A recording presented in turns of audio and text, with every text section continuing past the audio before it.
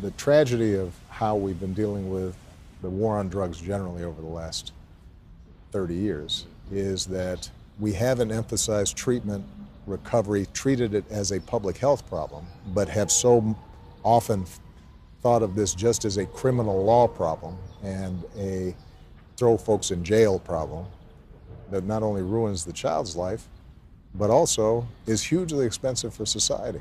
And we end up being penny wise and pound foolish. Right. The good news is that awareness is starting to rise. Yeah.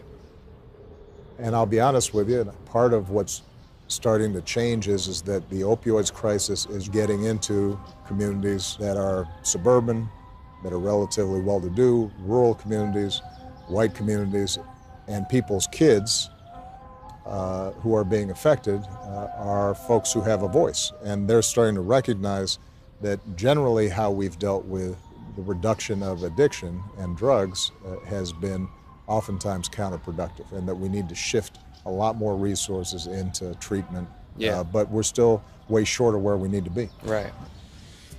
America is slowly shifting from seeing addiction as a crime to seeing it as a disease, and that's great.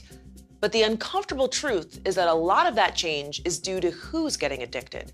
Before the prescription painkiller epidemic, many Americans wrongly thought drugs like heroin were only a problem for communities of color. So about half of Americans supported tough-on-crime drug laws. And our government spent most of its drug budget on law enforcement, which disproportionately locks up people of color. But today's prescription painkiller epidemic is hitting white people hard. White people and Native Americans have the highest rates of deaths from opioids. And when white people are suffering from addiction, Americans are more likely to see it as a disease instead of a crime. So now, 2 out of 3 Americans support treatment over punishment. And today, federal and state governments are slowly moving resources away from law enforcement and into treatment. Regardless of the motivation, the shift from seeing addiction as a criminal justice issue to seeing it as a public health issue is a needed change. For the millions of people locked up right now because of addiction, it's a change that can't come fast enough.